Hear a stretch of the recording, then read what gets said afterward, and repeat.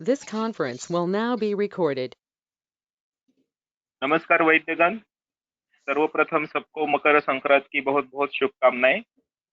आज दिनांक 14 जनवरी 2022 वैद्य अनिल पानसे सर स्मृति व्याख्यानमाला आयुर्बोध चतुर्थ पुष्प हम सर को अर्पित करने जा रहे हैं। आज का विषय बहुत ही इम्पोर्टेंट है। इसका नाम है इस इम्यूनिटी का क्या करे क्या, और आज के वक्ता हैं वैद्य प्रसाद पानकर सर पुणे से। सर का अल्प परिचय में देना चाहता हूँ। Sir associate professor in Kriya Sharir, Bharatiya Vidyapeeth college of Ayurveda Pune में है। Director and physician at doctor Pankar Pran Ayurved multi speciality clinic and Panchakarma centre Pune and Mumbai. He is university authorized PG and PhD guide for Ayurveda physiology. He has delivered more than 20 lectures as resource person in several conference and workshops and residential gurukul. He has published 12 papers. Sir's interest applied clinical physiology are his areas of expertise. His recent paper is about translation of COVID pathophysiology in Ayurveda pathophysiological framework. His clinical interests are cancer, neurology, liver and metabolic disease, diabetic complication and infertility. He is chief coordinator for COVID-19 research activities by Sri Vishwavati Ayurved Chikitsalaya and Research Center Kolhapur. Two formulations by said research center, namely Madhav Rasayan and Madhav Rasayan Plus, are found effective in COVID-19. मैं sir से request करता हूं कि वो अपने विचार, अपना व्याख्यान प्रस्तुत करें। Sir, over to you. Thank you Vaidya Amol. नमस्कार एवरीबॉडी। एक्चुअली मुझे लगा था कि ये मराठी में होगा, दैट्स व्हाई मैंने कहा था कि इस ह्या इम्युनिटीचं काय करायचं, कारण आता काय आपण रोजच हा शब्द इम्युनिटी ऐकतोय, तर याचं काय करायचं असं आपण ते करूया। But then I came to know कि ये हिंदी में करना होगा एंड उस हिसाब से इसका टाइटल जो आपके सामने आया होगा वो ऐसा होगा कि इम्यूनिटी का क्या करें। फिर मैं इस विषय पे वार्तालाप करूं या न करूं, इस द्विधा मनस्थिति में मैं लगभग कल तक था। वैद्य अनिल पानसे सर जी की स्मृति में यह व्याख्यानमाला हो रही है। इसका नाम ही अपने आप में आयुर्बोध है, तो ऐसे मंच पर एक मॉडर्न विषय कैसे क्या रखा जाए, ये एक मेरे लिए बड़ी दुविधा का विषय था। और मैं सोच रहा था कल तक कि दोषोपक्रमणीय ले लूं या फिर कोई भी दोषादि विज्ञानी है, दोष भेदी है, कुछ ना कुछ तो ले लूं। But then I called Vaidya Banswadi ji and he said कि no sir, better you go with this, you are working in this area। तो ठीक है, भले ही नाम टॉपिक का मॉडर्न है, लेकिन अब रखिए उसको, नो इशू, क्योंकि वो कंटेम्पररी तो पक्का इशू है। तो ये तो मैं सबसे पहले अपने मन का थोड़ा सा ये मतलब शेयर करना चाहता हूँ कि आयुर्वेदी आप लोगों को पता नहीं है, लेकिन मुझे पता है। मेरा 1995 में एडमिशन हुआ था, तो Ayurvedi was organisation founded by Panse Sarji, and that was far active organization, and I was fortunate to go to his clinic in 1995 and 96 while his clinic was on Tilak Road in Pune. However, later he shifted to Mumbai, और फिर उसके बाद में कुछ वो संपर्क सा टूट गया, क्योंकि फिर बाद में मेरा यूजी पीजी अपना पर्सनल स्ट्रगल और उसमें काफी सारे साल गए। एंड उसके बाद में अगेन गोवा में जब भी जाना हुआ, तो गोवा आयुर्वेद कॉलेज में जब भी जाना हुआ, तो वो बहुत ही सौभाग्यशाली मैंने महसूस किया कि मैंने फिर से सर के साथ कुछ इंटरेक्शन करने का मौका पाया। क्योंकि एक्चुअली ये जो हम एक रूटीनली कहते हैं कि इनके जाने से जो क्षति हुई है वो अपूरणीय है, लेकिन सचमुच में यहाँ पर सचमुच में ऐसा इसलिए है क्योंकि बहुत बड़े और अच्छे वैद्य तो बहुत सारे हैं, लेकिन सिस्टम में रह के, एक आयुर्वेद कॉलेज में रह के, एक आयुर्वेद कॉलेज की काय चिकित्सा में रह के, उसके बावजूद संहिताओं का अच्छा ज्ञान होना और संहिताओं के इसेंस को, संहिता बेस्ड ट्रीटमेंट का शब्द बहुत बार इस्तेमाल होता है, लेकिन उसका मतलब सिर्फ इतना नहीं है कि जो संहिताओं में लिखा है उसके आधार पर ट्रीटमेंट, संहिताओं के इसेंस को समझ कर ट्रीटमेंट, इन दोनों में थोड़ा सा अंतर है, समझिए कृपया। संहिता बेस्ड ट्रीटमेंट एंड संहिताओं वाली ट्रीटमेंट। तो संहिता बेस्ड ट्रीटमेंट का असल मतलब है कि संहिताओं के इसेंस को समझ के ट्रीट करना। तो वो सभी कैपेबिलिटीज होकर सिस्टम के बावजूद में रहने वाली कोई पर्सनालिटी अगर थी तो वो सर थे। मुझे याद है कोविड की अगर बात करनी है तो कौन सा कल्प यूज हो सकता है, शुरुआती दौरों में जब चर्चा चल रही थी, और नागरादि इज अ फेमस कॉम्बिनेशन अपने यहाँ पर, क्योंकि वो दातार शास्त्री जी ने भी यूज किया है, तो वो पुणे की ट्रेडिशन में एक चलने वाला फॉर्मूला है।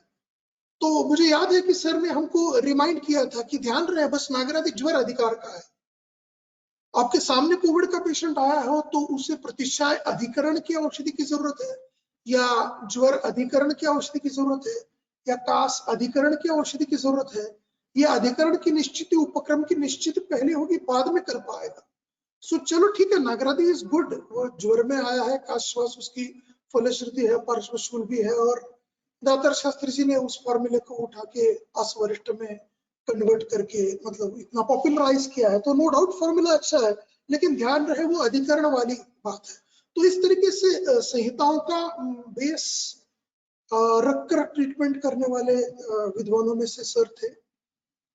सर को पुनः एक बार श्रद्धांजलि अर्पित करके, मैं ये कोई लेक्चर तो नहीं दे रहा हूँ, क्योंकि ये कोई आयुर्वेद कॉलेज या फिर किसी यूनिवर्सिटी में मैं इनवाइटेड हूँ और मुझे इम्यूनिटी यानी आयुर्वेद में क्या ऐसा कुछ प्रेजेंट करना है, पेपर लिखना है, ऐसी तो बात है नहीं।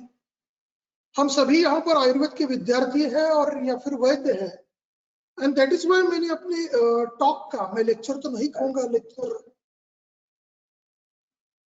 हेलो येतोय है सर आवाज? हाँ, हो येतोय। तो मैं लेक्चर तो पक्का नहीं कहूंगा, लेक्चर इसमें पढ़ाने वाली खास कुछ बात तो है नहीं, जहाँ पर गाडगे सर से लेके बावड़ेकर सर जी से लेके मेहत्री सर तक के सभी विद्वान अपना अपना पक्ष रखने वाले हैं। उसमें आपको पढ़ने लायक बहुत कुछ मिल जाएगा। मेरा ये जो कुछ चंद स्लाइडें हैं और मेरा जो टॉक है, संवाद है, ये बस कुछ सवाल खड़े करने के लिए ज्यादा है, क्योंकि सवाल से ही हर चीज शुरू होती है, प्रश्न से ही हर चीज शुरू होती है। भगवत गीता भी अर्जुन के प्रश्न से शुरू हुई, चरक संहिताओं के भी कितने सारे अधिकरण हम लोग देखते हैं, तो प्रश्नोत्तरात्मक है। तो आज का सवाल जो है कि भाई इस इम्यूनिटी का क्या करें, क्योंकि दुनिया हमें इम्यूनिटी की लैंग्वेज में, कोई एक नए डिसीजेस आते हैं और उसको इम्यूनिटी की लैंग्वेज में रखा जाता है। उसको वैद्य तो आयुर्वेदीय निदान करके, चिकित्सा करके कितनी सारी बार पेशेंट को तो खैर अच्छा लाभ दे देता है, उस वैद्य का चल जाता है, रुग्ण का चल जाता है, लेकिन फिर इस इम्यूनिटी को एग्जैक्टली इंटरप्रेट क्या करें और कैसे करें, ये सवाल बाकी रह जाता है। या फिर इस सवाल से शुरुआत की तो भी मुझे कोई आपत्ति नहीं कि सचमुच में इम्यूनिटी को आयुर्वेद में इंटरप्रेट करने की जरूरत है भी या नहीं। यहां से भी हमने सवाल खड़े किए तो भी चलेगा, लेकिन इन सवालों को हमको देखना पड़ेगा। और देखिए क्या है कि हाथ में झंडा देखिए, ये तुम्हारा एजेंडा है और इसको लेके चलो, ये बताना किसी और का काम होता है। टीचर का काम होता है बस सेंसिटाइज करना। सेंसिटाइजेशन एक वर्ड होता है पेडागॉजी में, शिक्षण शास्त्र में, कि सेंसिटाइजेशन, हम एटलीस्ट सेंसिटाइज तो हो जाए। तो हम आज के इस टॉक का विषय बस इतना है कि ये इम्यून रिस्पॉन्स, इम्यून सिस्टम मैंने नहीं कहा क्योंकि ये इम्यून रिस्पॉन्स है, ये बहुत डायनेमिक चीज है। देखिए होम्योस्टेसिस ये शब्द अभी गया, अभी उसके बदले पे डायनेमिक्स वर्ड है, क्योंकि there is nothing that is static in the body, so things are dynamic. Biology की जो डेवलपमेंट्स है उसके मद्देनजर अगर देखो तो होम्योस्टेसिस शब्द अब उतना नहीं रहा। दैट्स व्हाई मैंने इम्यून सिस्टम ये शब्द के बदले इम्यून रिस्पॉन्स रखा है।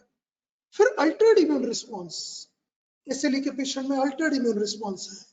Cancer is a product of Altered immune response. Covid में भी जिनका अल्टर्ड इम्यून रिस्पॉन्स था, उनका प्रोग्नोसिस बैड हुआ। एंड देन उसमें हम जो मेडिसिन से जो करते हैं, हमारी जो क्रिया करते हैं, चिकित्सा क्रिया, that is immune homeostasis, immunomodulation, immunosuppression and immunostimulation. Immune system को स्टिमुलेट करना अलग बात है, सप्रेस करना अलग बात है। Shatavari is good immunosuppressant. आप कहेंगे सर शतावरी सप्रेसेंट कहाँ हुई? शतावरी तो बल बढ़ाती है, दैट्स व्हाई शतावरी बल बढ़ाती है, दैट इज फाइन। लेकिन इम्यूनिटी यानी ये ऐसा एक वन लाइनर कुछ नहीं होगा। जब कोविड-19 आया और आयुर्वेद में इसके लिए क्या है, ये जब हमारे और कम्युनिटी ने जब सवाल किया तो हमारा पहला आंसर ये था कि ये आयुर्वेद में तो इम्यूनिटी के लिए बहुत कुछ है, इम्यूनिटी बढ़ाने वाले फॉर्मूले बहुत सारे हैं। और मैं सोशल मीडिया पे देख रहा था कि ये इम्यूनिटी बढ़ाने वाले फॉर्मूलों के ऊपर बहुत सारी चर्चा हो रही थी और बहुत सारे उस पर खिंचाई की जा रही थी कि अरे भाई हमको यहाँ पे इम्यून रिस्पॉन्स को तो बस न्यूट्रलाइज करना है। एग्रेसिव इम्यून रिस्पॉन्स के कारण कोविड का पेशेंट खराब हो रहा है और ये आयुर्वेदिक डॉक्टर्स कह रहे हैं कि ये तो आप इम्यूनिटी बढ़ाएंगे तो ये थोड़ी ना होगा। तो हमको शब्द, एक तो इम्यूनिटी के शब्द में ही मत पढ़ो, अपने अपनी परिभाषा लेके चलो, ये भी ठीक है। दैट्स व्हाई मैंने शुरुआत ही की कि इस टॉपिक की जरूरत है क्या, यहाँ से भी शुरुआत हो सकती है कि there is no need to study immune response and to understand ayurvedic basics in that context, यहाँ से भी शुरुआत हो सकती है। सो एक तो हमको चाहिए कि हम मॉडर्न की भाषा ही ना करें, या फिर करें तो थोड़ा सा सावधानी करके करें, and that is immuno homeostasis. Homeostasis maintain करना, क्योंकि इम्यून सिस्टम में या फिर इम्यून रिस्पॉन्स में हम आगे जाके देखेंगे TH1 TH2 दो तरीके के रिस्पॉन्सेस है। बेसिकली जो क्रक्स है वो क्रक्स ये है कि एक प्रो इन्फ्लेमेटरी रिस्पॉन्स है, एक एंटी इन्फ्लेमेटरी रिस्पॉन्स है, और इन दोनों का बैलेंस जहां तक शरीर में चलता रहेगा, शरीर में तब तक व्याधियां नहीं होंगी। That is what overall immune system is. Immune system is not just something that is coming, कोई तो जर्म बाहर से आया तो उसको आइडेंटिफाई करो एंड उसको किल करो, इतना इम्यून सिस्टम नहीं है। रादर आपकी जानकारी के लिए बता दूं, it is not the fight between external and internal. Graft disease हम लोग समझते हैं, कोई भी बाहर की चीज हमने शरीर के अंदर ले ली तो हमारा इम्यून सिस्टम उसको अटैक करता है। ये जो इम्यूनिटी की डेफिनेशन थी ये 2004 तक थी। 2004 में एक, अभी मैं उस साइंटिस्ट का नाम भूल गया, ही पुट कि it's not self versus non self, but it is danger versus non danger. और वो पेपर मैंने जब पढ़ा तो मुझे शल्य की फिर से याद आ गई, और शल्य की परिभाषा डल्लन जी ने टीका में की है कि यत्किंचित बाधाकरम शरीर है, जो भी शरीर को बाधा करता है, चाहे वो गर्भ क्यों ना हो, वो 9 महीने के बाद शल्य रूप हो जाता है। तो इट इज वेरी इंटरेस्टिंग कि 2004 तक इम्यून सिस्टम का डेफिनेशन ये था कि the fight between self and non self, जो नॉन सेल्फ है, जो बाहर से आया है, उसको मारना, ये उनको 2004 तक लग रहा था। 2004 में एक साइंटिस्ट ने ये पुट किया, and now it is no more self versus non self, but it is danger versus non danger. जो भी डेंजरस मैकेनिज्म शरीर में चल रहा है उसके ऊपर इम्यून मैकेनिज्म काबू पाने की कोशिश करता है। So it is really beautiful कि हमारी जो शल्य की परिभाषा है उसमें यत्किंचित बाधा कर्म का है। सो एनीवेज बहुत सारी स्लाइड्स है, स्लाइड्स तो सभी खत्म नहीं होंगी, क्योंकि अगेन मैं ये कह रहा हूँ कि यहाँ पे मैं कुछ इम्यूनिटी का लेक्चर दे रहा हूँ और ये देखो आयुर्वेद में पहले से आया है टाइप वाला ये लेक्चर है नहीं। हमको सवाल बस खड़े करने हैं कि इम्यून मैकेनिज्म को समझने की आवश्यकता है क्या, या फिर अल्टर्ड इम्यून मैकेनिज्म जिनमें था उन लोगों का डेथ हुआ कोविड में, तो एग्जैक्टली किनका हुआ। हमको जनरलाइजेशन से बचना चाहिए। हम बहुत जनरलाइज्ड स्टेटमेंट्स कर देते हैं, हाँ आहार निद्रा ये वो वगैरह वगैरह, दही वगैरह वगैरह वगैरह, इनका जिनका सेवन था वो लोग चले गए। अगर आप आपके आसपास भी देख लो तो भी आपको पता चल जाएगा कि कितने सारे लोगों की जान गई कोविड की सेकंड वेव में। सो उनमें एग्जैक्टली ऐसा क्या था, इस सवाल का जवाब जानने का बस एक ही तरीका है। एक तरीका नहीं है, वो तरीका नहीं है, वो है कि जनरलाइजेशन से बचो। हाँ वो दही खाने वाले थे, वो उनमें प्रोग्नोसिस बैड हुआ वगैरह वगैरह। इन जनरलाइजेशन से बचो। एंड तरीका अगर कौन सा है तो that is the original data. Original data कि यस कुछ वैद्यों ने मिलके यस ये पेशेंट में मेरे ये था, जो मेरे पेशेंट मैंने ट्रीट किया और मर गए उनमें कॉमन फैक्टर्स ये थे। एंड देन आपको समझ में आएगा कि वैद्यों ने पेशेंट ट्रीट ही कितने किए हैं। यस थाउजेंड्स में किया है वैद्यों ने, लेकिन फिर भी एक न्यूरोलॉजिस्ट, एक ऑन्कोलॉजिस्ट, एक हेमाटोलॉजिस्ट जितने पेशेंट्स देखता है उतने हमारे पास पेशेंट्स आते हैं कि नहीं आते। तो फिर उनके लाइफस्टाइल फैक्टर्स हम कहां से ढूंढे? The answer is it is already the studies there, already studies है। हमको बस उनको आयुर्वेद की भाषा में अगर समझ ले तो भी हमारा काम हो जाएगा। क्योंकि sleep patterns in so and so cancer आप गूगल करेंगे तो भी आपको मिल जाएगा। तो ये आपको जरूरी नहीं कि आप ही ओरिजिनल रिसर्च करें, आप ही कैंसर के 400 पेशेंट्स देखें और उनमें निद्रा ऐसी ऐसी थी। लाइफस्टाइल फैक्टर्स को लेके, डाइट को लेके बहुत सारे पेपर्स ऑलरेडी है। तो ये ऑलरेडी जो डाटा है वो भी हमको देखना पड़ेगा। एनीवेज हम थोड़ा सा इम्यून मैकेनिज्म की एंड आज का जो टॉपिक है उसकी बात कर रहे हैं। इसमें नेक्स्ट स्लाइड नहीं हो रहा। हाँ, सो इम्यून रिस्पॉन्स का मैकेनिज्म आप सभी को पता है।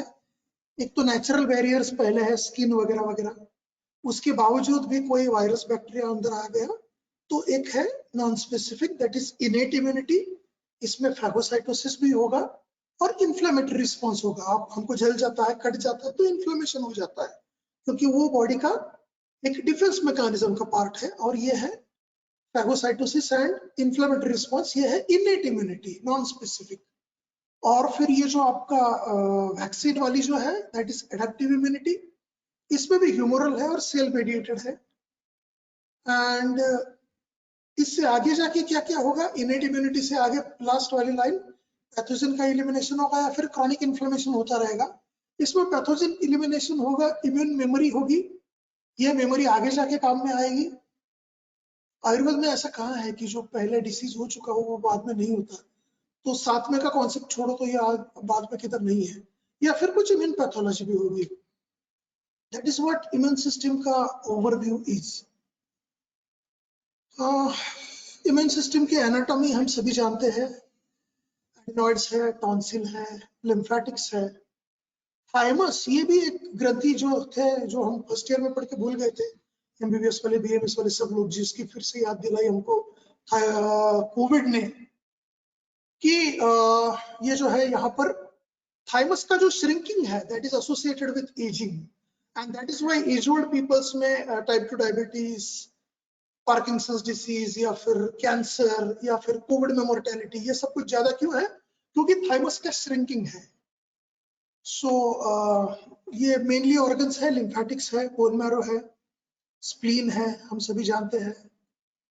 फिर ये फिजिकल बैरियर है, केमिकल बैरियर है, फिर ये वाली सेल्स, वो वाली सेल्स, ये भी हम सभी जानते हैं। फिर जो एडेप्टिव है उसमें बी सेल्स है जो बोन मैरो में मैच्योरेट होती है, इसलिए बी वगैरह वगैरह। CD4, CD8 हम सभी जानते हैं, HIV के पेशेंट्स हम देखते हैं। रिस्पॉन्स जो है इनेट इम्यून सिस्टम का जो रिस्पॉन्स है वो नॉन स्पेसिफिक है। इसमें ल्यूकोसाइट्स ज्यादातर है। Exposure will lead to immediate maximal response. इसकी कोई इम्यूनोलॉजिकल मेमोरी नहीं है। This is found in all forms of life, जबकि जॉर्ड वर्टिब्रेज और मैमल्स में हमको ये मिलेगी एडेप्टिव, जिसमें पैथोजन एंटीजन स्पेसिफिक रिस्पॉन्स है। इसमें टी एंड बी सेल्स है, सेल मीडिएटेड ह्यूमरल दोनों है। इसकी मेमोरी आगे जाकर रहेगी। So B lymphocytes destruction of pathogen by producing antibodies. This is quick, cell mediated में B lymphocyte, T lymphocytes, इसमें antibodies secret होंगी। फिर recognizing antigen and producing antibody against it, ये इसका main function है for extracellular pathogens, and this is active in early stage of graft rejections also. जबकि जो humoral immunity है ये ज्यादातर T lymphocytes पे है। Destruction of pathogen that has invaded the cell, ये इसका मेन काम है। ये डिले करेगी। इसमें टी सेल्स है, T lymphocytes, helper T cells है, नेचुरल किलर एनके सेल्स है, मैक्रोफेजेस है। इसमें साइटोकाइन सीक्रेट होंगे। ये एक शब्द हमने बड़ा सुना था, साइटोकाइन, IL-6 के लेवल्स वगैरह वगैरह।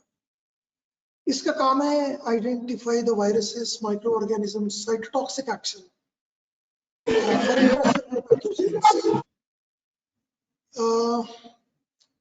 और ये दिखती है हमको रिजेक्शन ऑफ ऑर्गन ट्रांसप्लांटेशन में। सो ये कहाँ से कौन सी सेल बनती है, ये थोड़ा सा एकेडमिक पार्ट है। एक ही परकसन से भी बनी, टी भी बनी, उससे प्लाज्मा मेमोरी टी की बाद में जाके CD4 CD8, देन इनके सेल्स, फिर उससे WBC के टाइप्स हमको दिख रहे हैं। स्टिमुलेशन कैसे होता है देखेंगे तो एंटीजन प्रेजेंटिंग सेल जो एंटीजन है, नॉन सेल्फ है या फिर डेंजर है, उससे एक्टिवेट होंगी हेल्पर टी सेल्स, फिर साइटोटॉक्सिक टी सेल्स। इसी से pathogen will be killed and इसी से मेमोरी टी सेल्स बनाई जाएंगी। फिर बी सेल्स भी आएंगी, मेमोरी बी में भी चली जाएंगी, और फिर कुछ प्लाज्मा सेल्स और इससे एंटीबॉडीज बनेंगी। इम्यून जो, जहां तक फिजियोलॉजी का सवाल है, एक बहुत इंपॉर्टेंट थ्योरी है जहां तक इम्यून रिस्पॉन्स का सवाल है। क्योंकि देखो, इम्यून सिस्टम के बारे में मैं यहाँ पे लेक्चर दे दूं, उसमें कुछ मजा नहीं। यू पीपल, एवरीबडी के हाथ में मोबाइल है, बुक्स है, आप लोग जाके पढ़ सकते हो, यूट्यूब पे वीडियोस देख सकते हो। सो आप इम्यूनिटी, कोई भी मॉडर्न का टॉपिक आपको समझना है, आप जाके समझ सकते हो, उसके लिए मैं यहाँ पे नहीं हूँ। जहां तक इम्यून मैकेनिज्म या फिर रिस्पॉन्स की बात है, ये थ्योरी बहुत इंपॉर्टेंट है। वो है TH1 एंड TH2, CD4 के जो दो टाइप्स है।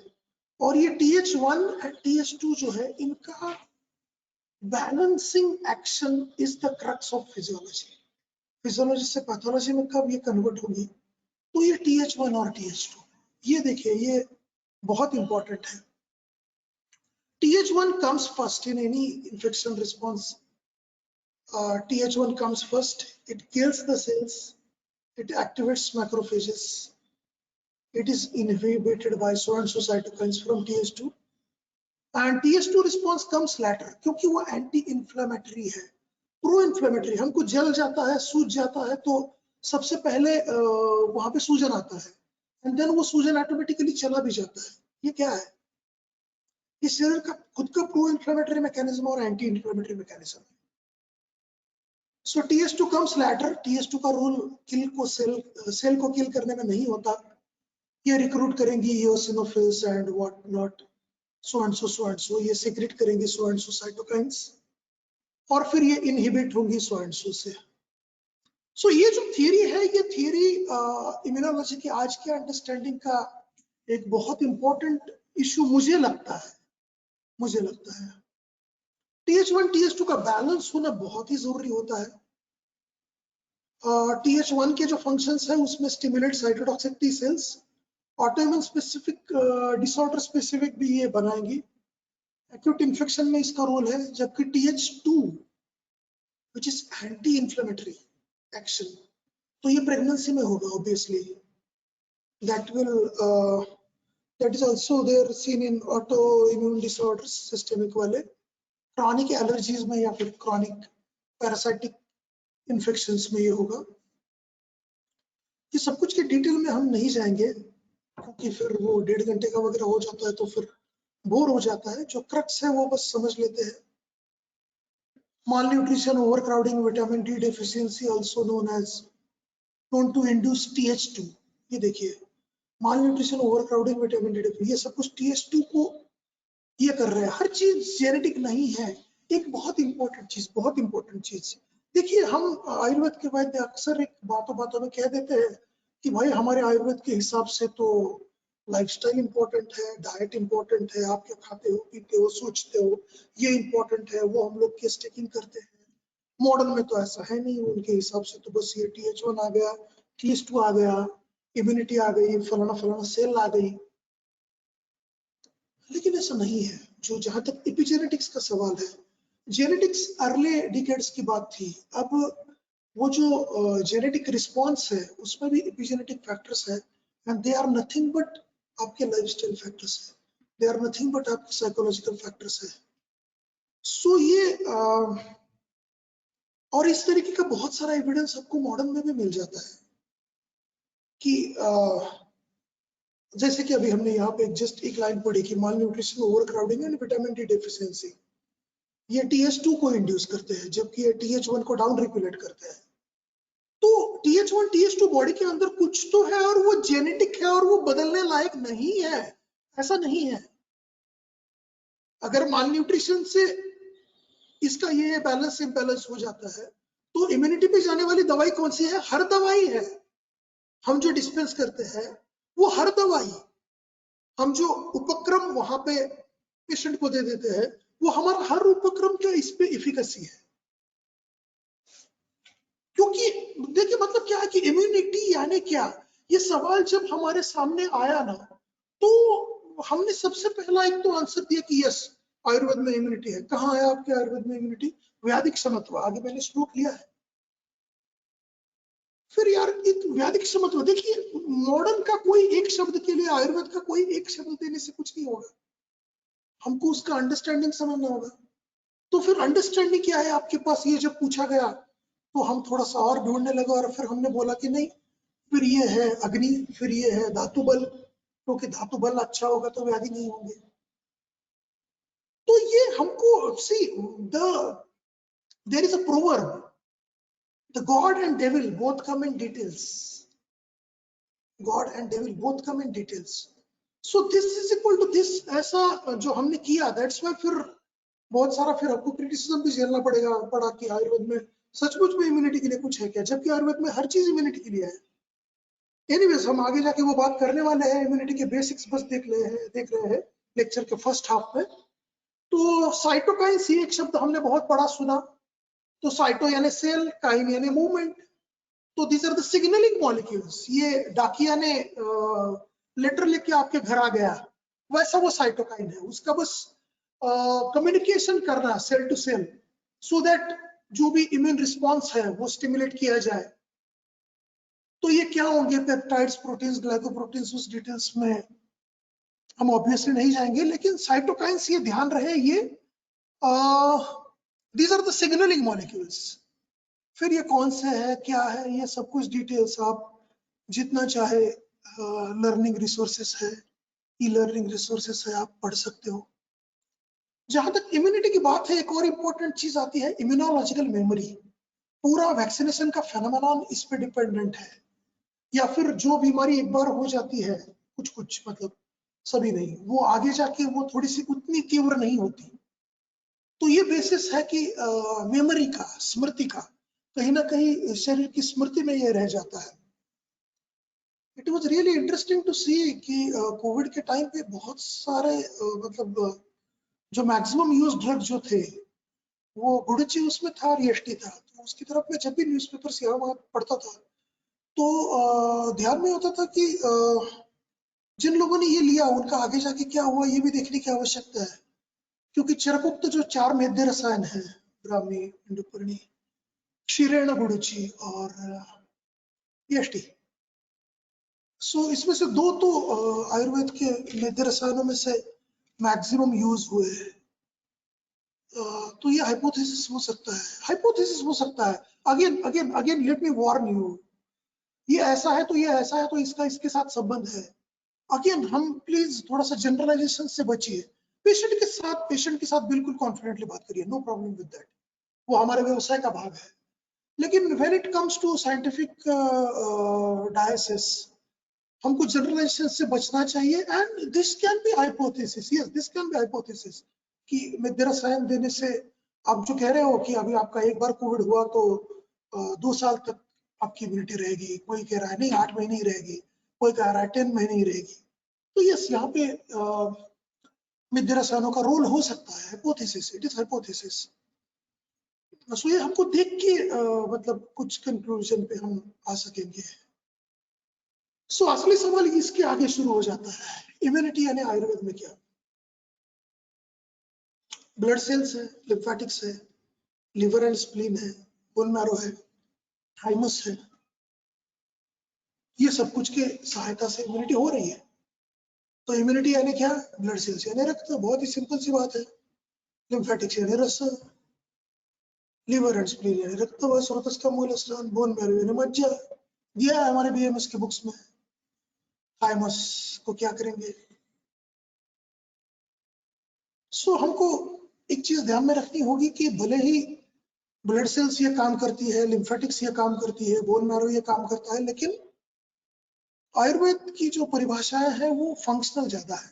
आयुर्वेद स्ट्रक्चर प्रधान बात नहीं करता। सो बल जो है, बल चरक और सुश्रुत में अगर देखें तो बल मज्जा और शुक्र का सिर्फ कर्म है। इंटरेस्टिंगली माउस का कर्म नहीं है बल, अगर संग्रह सिर्फ छोड़ दो। अष्टांग संग्रह में सिर्फ बल कम से कर्म ऑफ माउस है, क्योंकि हमारी जो परिकल्पना है बल की वो क्षीरदधि न्याय और उत्तरोत्तर धातु प्रसाद रूप है और बल स्वरूप है। ये हमारा बेसिस है।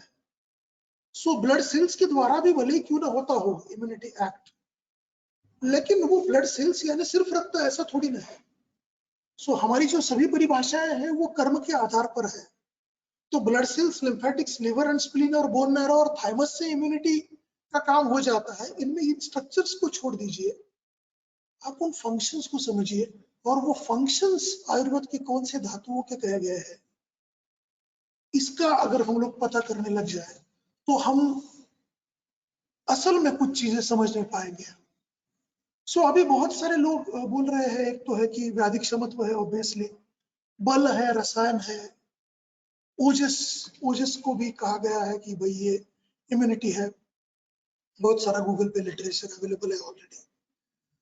बल एंड शरीर भाव अगर देखने जाए तो वायु अपने आप में बल है।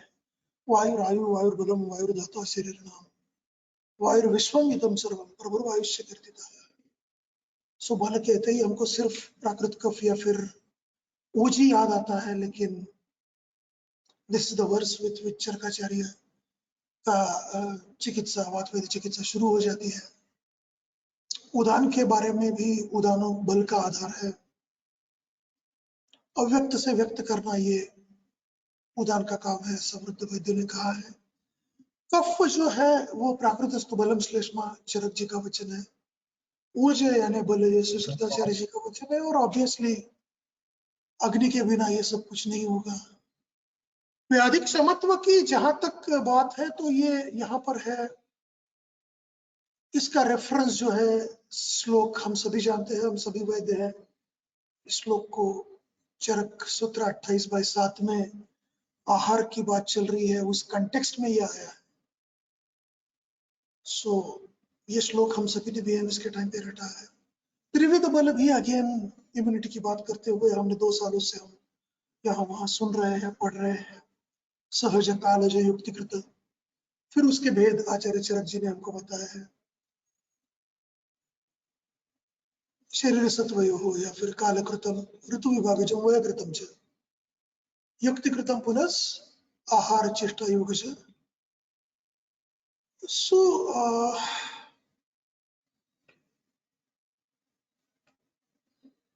दोष बल, धातु बल, अग्नि बल, स्रोतस्पिटेंसी, आहार निद्रा ब्रह्मचर्य, ये सभी बेसिक कॉन्सेप्ट्स का यहाँ पर संबंध निश्चित रूप से आएगा। स्मृति का संबंध हो सकता है, आ सकता है।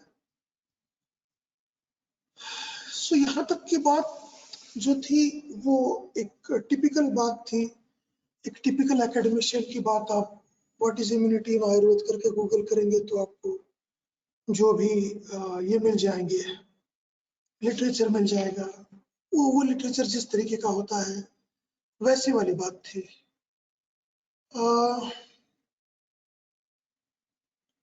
असली सवाल प्रैक्टिशनर के काम का असली सवाल, या फिर सही में इम्यूनिटी हमको आयुर्वेद में कहाँ ढूंढनी पड़ेगी, ये असली सवाल वैद्यों का जो है उसका आंसर अगर हमको ढूंढना होगा तो वो सबसे इंपॉर्टेंट अधिकरण है शल्य। शल्य और व्रण, इन 2 अधिकरणों को हमको बहुत ही मतलब हमको उनको एक टिपिकल वो सर्जरी का अधिकार है, और ये सिर्फ सर्जरी वाला चैप्टर है। इस हिसाब से ना देखते हुए हमको इनको एक काय चिकित्सा की दृष्टि से अगर हम लोग शल्य और व्रण के अध्यायों को देखेंगे तो हो सकता है इम्यूनोलॉजिकल पाथवेज पे काम करने वाले, इम्यूनिटी को काम करने वाले बहुत सारे ड्रग्स हमको वहां पे मिल जाएंगे। सिंपल सा जो जातिंती तेल है, वो जातिंती तेल लोगों ने कैंसरस वुंड से लेके सर्वाइकल इरोजन्स तक प्रैक्टिशनर्स यूज करते हैं। एंड उसमें पीआईडी वाला वो जो टिपिकल इन्फ्लेमेटरी जो कंपोनेंट है वो भी रिट्राइव होता हुआ मिलता है। सो शल्य एंड व्रण ये बहुत इंपॉर्टेंट चीज है। त्रिशोथीय एक इंपॉर्टेंट अधिकरण हो सकता है, क्योंकि जहां तक इन्फ्लेमेटरी रिस्पॉन्स वाला शोथ है, क्या ये शोथ आयुर्वेद का शोथ वाला शोथ है? ये अपने आप में एक बड़ा सवाल है, क्योंकि आयुर्वेद की शोथ की जो परिकल्पना है वो स्वशास्त्र परिकल्पना है, पांडु शोथ। सो त्रिशोथीय में ये वाला चीज हमको ज्यादा मिलेगा। साउथ के एक वैद्य गोपा कुमार जी, वो कहते हैं कि इन्फ्लेमेशन इज रक्त जवात रक्त, क्योंकि पहला और वो चीजें सॉरी उस चीज वहां पे टेम्परेचर का राइज होना, रेडनेस होना वगैरह वगैरह, वो चारों लक्षण आपको वात रक्त में तो मिलते हैं वगैरह। एनीवेज, लेकिन शोथ तो आयुर्वेद की स्वतंत्र परिकल्पना है। तो ये इन्फ्लेमेशन हमको ढूंढने के लिए वात रक्त या त्रिशोथीय में जाना हो सकता है। आगंतुक व्याधियों का विचार आयुर्वेद में कहाँ पे आया है? अब इस पर बहुत सारी बात ऑलरेडी हो चुकी है कि आगंतुक व्याधि असल में आगंतुक है क्या? आयुर्वेद जिनको उनको आगंतुक मानता है क्या? यहाँ से एक्चुअली सवाल है, क्योंकि मॉडर्न डायग्नोसिस बैक्टीरियल इन्फेक्शन है और वैद्य तो सिर्फ ज्वर अधिकरण नागरादि कषाय देता है और पेशेंट ठीक भी होता है। तो वो तो ज्वर अधिकरण का कल्प यूज करके वो पेशेंट ठीक हुआ। तो जो आगंतुक है वो आगंतुक आयुर्वेद के हिसाब से या मॉडर्न के हिसाब से है, ये भी एक इम्पोर्टेंट सवाल है। और साथ में का भी यहाँ पर एक इम्पोर्टेंट विचार आएगा।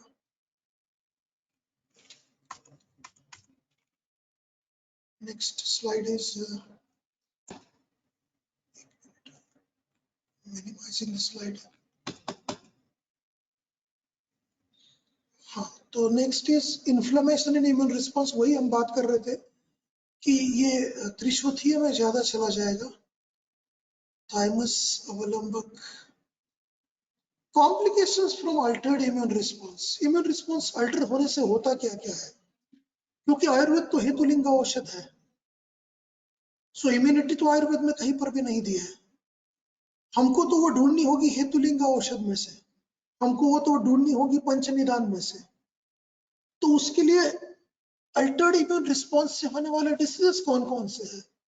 वो है एलर्जी, हाइपर सेंसिटिविटी, कोट उत्कोट, एनाफाइलैक्सिस। ये लाइफ थ्रेटनिंग है, कम बार है लेकिन लाइफ थ्रेटनिंग है। ऑटोइम्यून डिसीजेस, इसकी हम आगे जाके बात करेंगे थोड़ी बहुत। ग्राफ्ट वर्सेस होस्ट डिसीज भी है। इम्यूनो डेफिशिएंसी के कितने सारे डिसीज है।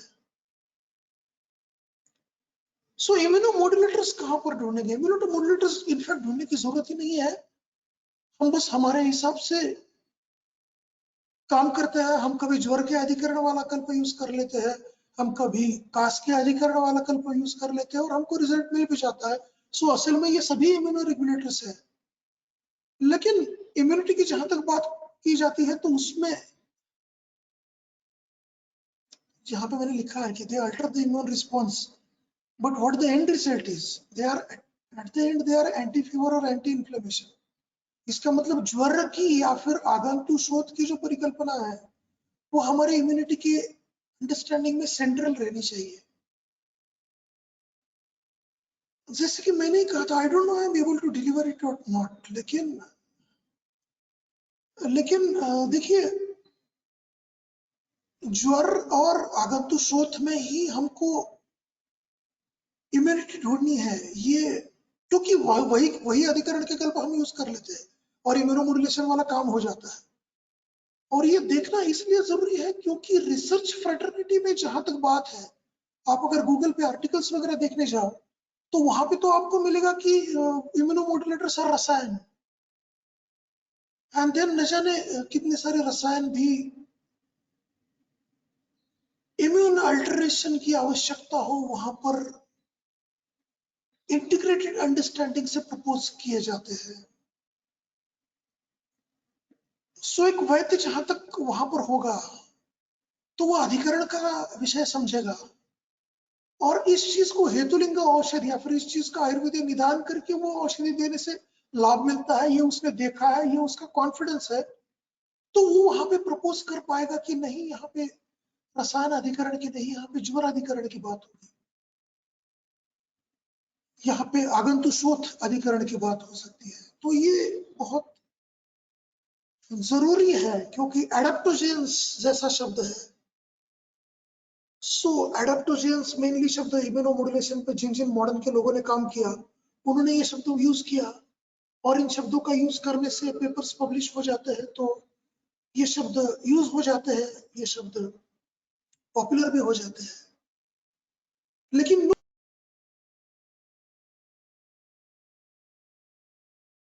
सबसे पहले उपक्रम डिसाइड करेंगे, बाद में द्रव्य।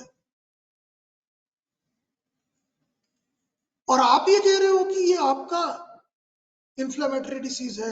परसों मैंने गुरुवर्य वैद्य महेश ठाकुर जी का आर्टिकल पढ़ा एसएलई पर, और केस कम आर्टिकल था वो, तो उसमें भी उन्होंने ज्वर के आधार मान के उस एसएलई के पेशेंट को बहुत अच्छे से ट्रीट किया हुआ वो पीडीएफ था। तो ये क्लिनिकल सक्सेस जिसने देखा है, जिसने हेतुलिंग औषध की परिभाषा में बात की है, वो पर्सन वहां पे होगा तो वो कहेगा कि एडाप्टोजेन वगैरह वगैरह वो सब कुछ ठीक है, लेकिन आप हर जगह पे रसायन नहीं दे सकते। यस, आपको रसायन की आवश्यकता है, आई कैन अंडरस्टैंड। कोविड जहां तक मैंने पढ़ा है, जहां तक मैंने समझा है, तो कोविड आज का विषय नहीं है, लेकिन फिर भी उसमें रसायन की आवश्यकता नो डाउट है, क्योंकि कोविड में ओज भी तो दूष्य है। ऐसी कौन सी सर्दी खांसी होती है जिसमें पेशेंट 14 दिन के अंदर मर जाता है? लोग मरे हैं, हमने देखा है। सो निश्चित रूप से ओज दूष्य है। माधव रसायन में वहां पर आधा हिस्सा मार्कव है। जब वहां पे गुरुची की बात हो रही थी कि भूनिम्ब की बात हो रही थी, कोविड आया था नया नया, तो क्योंकि भूनिम्ब की बात हो रही थी, क्योंकि भूनिम्ब का एविडेंस है। गुरुची की बात हो रही थी क्योंकि गुरुच का एविडेंस है। अब सबसे बड़ा सवाल यह है कि भाई जिसका एविडेंस ही नहीं है मॉडर्न की भाषा में, तो क्या वो मेडिसिन कुछ काम का नहीं? कोविड में जितने सीटीआरआई पे रजिस्टर्ड ट्रायल्स है, उसमें मेजॉरिटी ट्रायल्स जो रजिस्टर्ड है या फिर आयुष के लिए फंडिंग के भेजे गए प्रोजेक्ट्स है, उसमें गुरुची है। क्यों लिखते हैं लोग गुरुची के प्रोजेक्ट्स? क्योंकि गुरुची का एविडेंस है। तो इसका तो ये तो सरासर मतलब ये तो अब क्या कहें, मैं इनफॉर्मल मीडिया पे हूं नहीं, यहाँ पे एक मतलब फॉर्मली कहने वक्त फॉर्मल मीडिया पे मैं बात कर रहा हूँ। ये थोड़ी ना बात हुई। जिस चीज का एविडेंस नहीं है, गुरुजी का एविडेंस है, आपको लिखने के लिए कुछ तो है, इसलिए आप लिख रहे हो। तो कल को कोई भी वायरस आ गया तो सिर्फ गुरुजी काम करेगी, ऐसा पक्का नहीं होगा। यस रसायन, यस माधव रसायन में हमने आधा हिस्सा उसमें मार्कअप रखा है, क्योंकि भृंग राजस्व वाजिकरण अधिकार में है, उसकी फलश्रुति में काश्वास है, भृंगराज की भावना सूचकर को है, उसकी फलश्रुति में पंचकाश पंचश्वास है। सो एक आयुर्वेदिक थॉट प्रोसेस रख के आवश्यकता है कि हम इम्यूनिटी की बात करें, और वो बात जब करेंगे तो हम रसायन वाली बात ना करते हुए हमारी बात आ जाएगी ज्वर पे, हमारी बात आ जाएगी आगंतुक पे, या फिर आगे जाके अल्टर्ड इम्यून रिस्पॉन्स से ही कैंसर होता है, अल्टर्ड इम्यून रिस्पॉन्स से ही एसएलई होता है, अल्टर्ड इम्यून रिस्पॉन्स से ही टाइप 2 डायबिटीज होता है। सो इसमें हम क्या करते हैं, उस उपक्रम को समझना, उन द्रव्यों की इफिकेसी को समझना, ये समझ के हमको इम्यूनिटी की बात करनी होगी। दैट्स व्हाई मैंने कहा कि God and devil both come in detail. लेकिन अनफॉर्चुनेटली आज का इरा ऐसा है कि यहाँ पे डिटेल के लिए किसी के पास समय नहीं है। अब तो यूट्यूब वीडियो भी बनाना चाहो तो लोग कहते हैं कि नहीं 5 मिनट का पहले वाला हो तो उसके ज्यादा व्यूज हो जाते हैं। अभी तो रील्स भी आ गए, रील में 1-2 मिनट में उसको जिस किसी को जो कहना है वो कहेगा, ऐसे थोड़ी ना होगा। ओके, सो मैं थोड़ा सा यहाँ वहां बोलते वक्त ये कर रहा था, मेरी स्लाइड एक्चुअली आगे नहीं जा रही है। यस, बल्य discussion. So why the immune response is there, ये इम्यून रिस्पॉन्स आता क्यों है? So that is only to maintain homeostasis. So ये इम्यून रिस्पॉन्स क्या है? तो ये शरीर का समयोग वाहित्व बनाने रखने का खुद का प्रयास है। सो ऑब्वियसली बल is equal to immunity is equal to प्राकृतस्तु बलम श्लेष्मम वगैरह, ऐसा नहीं होगा। ये गुणों का बैलेंस है, दोष, धातु, बल, अग्नि, सब कुछ इसमें आ जाएगा। इंफ्लेमेटरी रिस्पॉन्स की मैंने जाते जाते बस एक स्लाइड, यहाँ पे बहुत सारा मटेरियल था उसमें से एक ऐड किया है, स्लाइड्स थोड़ा आगे पीछे हो सकती है, क्योंकि inflammatory response, chronic inflammatory response होता है जब इम्यून रिस्पॉन्स अल्टर हो जाता है। कोविड का पेशेंट मरता क्यों है मॉडर्न के हिसाब से, मॉडर्न के हिसाब से? तो कोविड में या फिर कोई भी इन्फेक्टिव डिसीज में जो प्राइमरी इम्यून रिस्पॉन्स होता है बॉडी का, वो प्रो इन्फ्लेमेटरी होता है। इन्फ्लेमेशन हमको चाहिए भाई।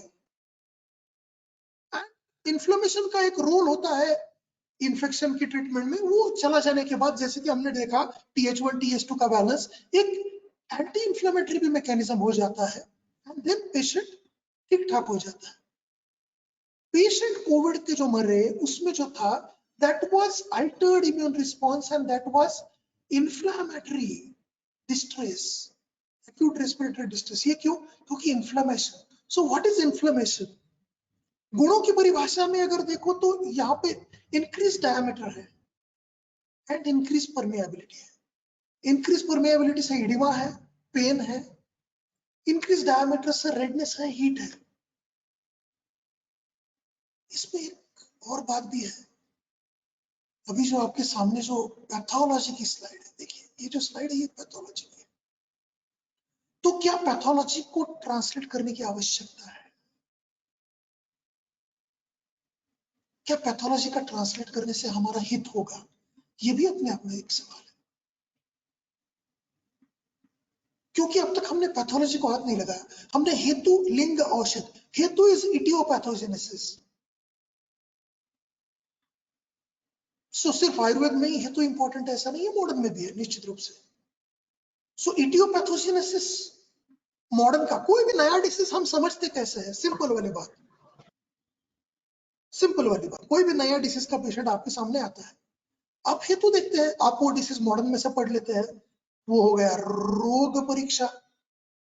आपके सामने रुग्ण बैठा है, उसकी आप रुग्ण परीक्षा करते हैं, फिर आप उसका आयुर्वेदिक निदान करते हैं, और ये सब कुछ दिमाग में चला के आप एक उपक्रम निश्चित करके फिर कल्प पे आ जाते हैं।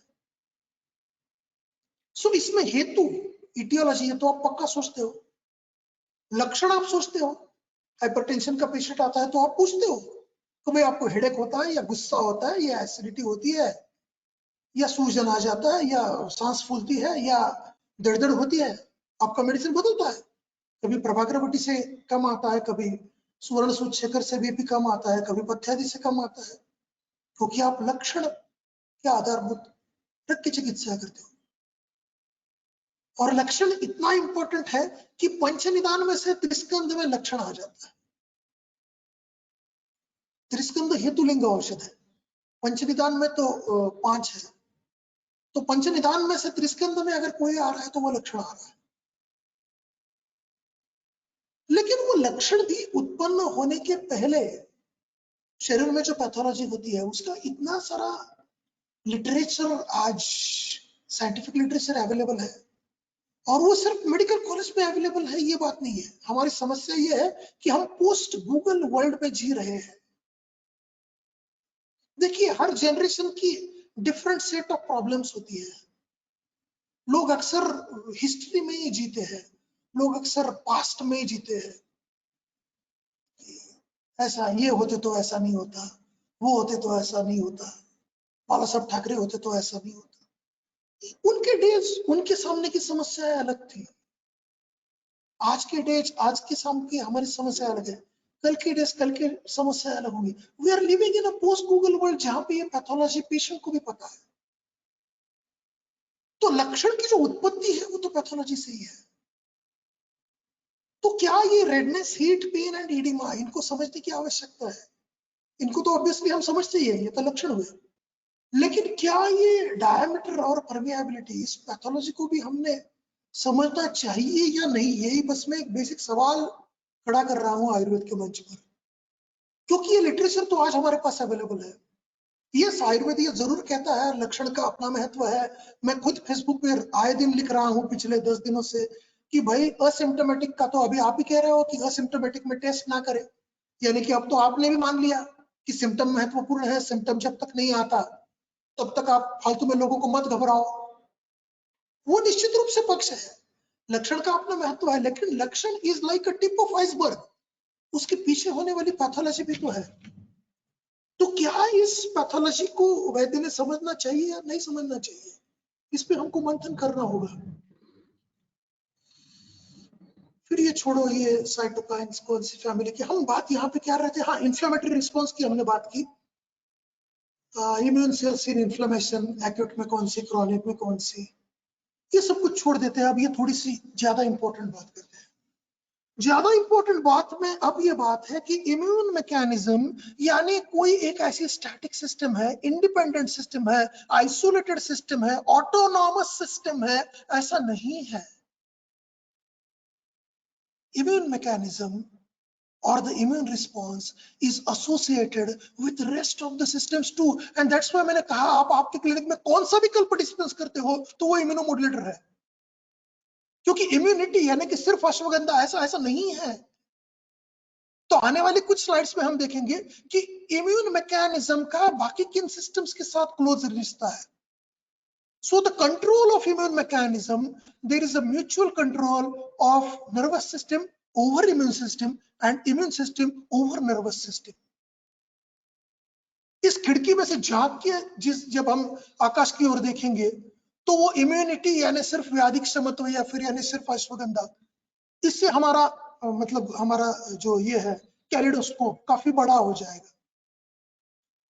एक और है गट लंग एक्सिस, ये भी एक इम्यून मैकेनिज्म में एक इम्पोर्टेंट है, क्योंकि हम अक्सर कहते हैं कि आयुर्वेद ने हमारे ऐसे माना है कि शरीर ऐसा आइसोलेटेड नहीं है, हर चीज के साथ संबंध है। मॉडर्न ने तो ऐसा कुछ नहीं कहा, तो मॉडर्न ने क्या कहा क्या नहीं कहा ये थोड़ी अलग बात हो जाती है। ये स्लाइड जब भी मैंने ये इमेज देखी तो मैं चौकन्ना रह गया, क्योंकि ये मेरे लिए तो नया था। There is gut lung axis in modern even, और जो इन्फ्लेमेटरी मीडिएटर्स है उसका ट्रांसपोर्ट है यहाँ से वहां, वहां से यहाँ, क्योंकि दोनों बाह्य जगत से रिलेटेड अवयव है, एक में हवा जा रही है, एक में अन्न जा रहा है, तो ऑब्वियसली इम्यून मैकेनिज्म वहां पे है और दोनों का म्यूचुअल अंडरस्टैंडिंग भी उसमें है। सो इम्यून मैकेनिज्म में इन दो का भी एक बहुत बड़ा रोल है। फिर एक्सरसाइज का भी रोल है, बाहरी फैक्टर्स का भी रोल है। 2 मिनट, हाँ, दूसरा एक इंपॉर्टेंट चीज है इम्यून मैकेनिज्म का, वो है gut brain immune axis. So nervous system and brain and along with that gut. So brain and immune ये तो म्यूचुअल इंटरडिपेंडेंट है, ये हमने देखा। इसके साथ साथ गट भी है, एंड गट डिसबायोसिस, गट में भी आपके, ये स्लाइड बहुत इंपॉर्टेंट स्लाइड है, कुछ प्रो इन्फ्लेमेटरी बैक्टीरियाज है और कुछ एंटी इन्फ्लेमेटरी बैक्टीरियाज है, और इनका बैलेंस, आई होप कि कर्सर दिख रहा है, इनका बैलेंस जब तक चलता रहेगा तब तक नो डिसीज। एंड जब ये प्रो इन्फ्लेमेटरी कम होंगे, एंटी इन्फ्लेमेटरी बढ़ेंगे, या फिर प्रो इन्फ्लेमेटरी बढ़ेंगे, इनका जब बैलेंस चला जाएगा तब होते हैं व्याधियां, ऑटो इम्यूनिटी, एलर्जी, कैंसर। सो इम्यूनिटी इसलिए इंपॉर्टेंट है क्योंकि ये सिर्फ इन्फेक्टिव डिसीज का विषय नहीं है, एलर्जी, कैंसर और ऑटो इम्यून डिसीज का भी ये विषय है। सो इसमें gut dysbiosis is an important factor, and there is a term, this is again very important slide, there is a term immunometabolism. So systemic metabolism, cellular metabolism, और ये जब normal चल रहा है तब कैसा है, इफेक्टर और रेगुलेटरी, इन दोनों मैकेनिज्म्स प्रॉपर चल रहे हैं, और ये जब एबनॉर्मल हो गया तो इन्फ्लेमेशन हो गया, इन्फेक्शन के कंडीशंस बढ़ गई और ऑटोइम्यून डिसीज आ गए। तो there are journals dedicated to the topic immunometabolism. So immune mechanism एक आइसोलेटेड सेल्फ कंट्रोल्ड ऐसा मैकेनिज्म नहीं है। इम्यून रिस्पॉन्स क्या होगा, ये immunity hand in hand brain के साथ डिसाइड करेगी, हैंड इन हैंड गट के साथ डिसाइड करेगी, hand in hand gut dysbiosis के साथ आ गई, हैंड इन हैंड इम्यूनोमेटाबॉलिज्म, मेटाबॉलिज्म के कंपोनेंट के साथ भी डिसाइड करेगी, हैंड इन हैंड वो डिसाइड करेगी एडिपोज टिश्यू के साथ, क्योंकि एडिपोज टिश्यू का हार्मोन है लेप्टिन, वो भी, दैट्स व्हाई ओबेस पेशेंट्स में ज्यादातर कोविड में हमने देखा obesity was the component, gut hormone and insulin resistance. वो भी अगेन हम देखते हैं कि वाई डायबिटिक्स में इन्फेक्शंस ज्यादा रिलेटेड नहीं होते। So insulin resistance is the component. So ये सभी कंपोनेंट्स हैं। एक और ये आखिरी रह गया, behavioural immune mechanism. Behavioural immune mechanism, behavioural component अब तक का जो था वो शरीर का था। ये जो मार्क शेलर था, इसने एक एक्सपेरिमेंट किया and he proposed about this behavioural immunity. तो इसमें इसने ये दो इमेजेस लोगों को दिखाई, एक में कोई आपकी तरफ गन थाने हुए है एंड दूसरे में कोई पर्सन डिसीज है और वो खांस रहा है, और वो इमेज कुछ मिनट तक देखनी थी, और वो इमेज देखने के बाद उसने ब्लड सैंपल लिया। तो गन वाली इमेज देखने के बाद IL-6 कितना बढ़ा और डिसीज वाली देखने के बाद IL-6 कितना बढ़ा। वो कहते हैं ना, बुरा मत सुनो, बुरा मत कहो, बुरा मत देखो।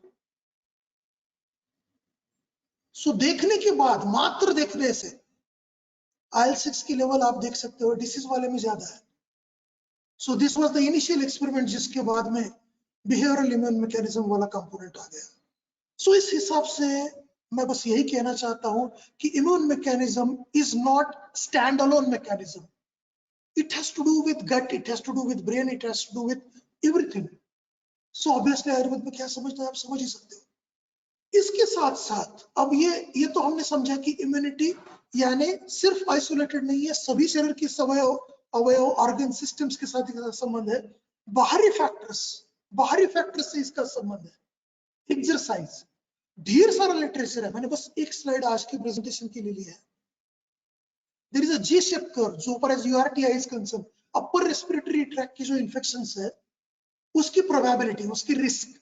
और यहाँ पे देखिए, जितना आप सीडेंटरी रहोगे तो आपकी रिस्क नॉर्मल रिस्क है। आपने एक्सरसाइज करना शुरू किया, रिस्क कम हो गई। आपका एक्सरसाइज मॉडरेट क्वांटिटी में है, रिस्क मिनिमल है। और जितना आप हेवी एक्सरसाइज करते गए, रिस्क फिर से एलिवेटेड की ओर बढ़ गई। So there is a lot literature Ayurveda में भी।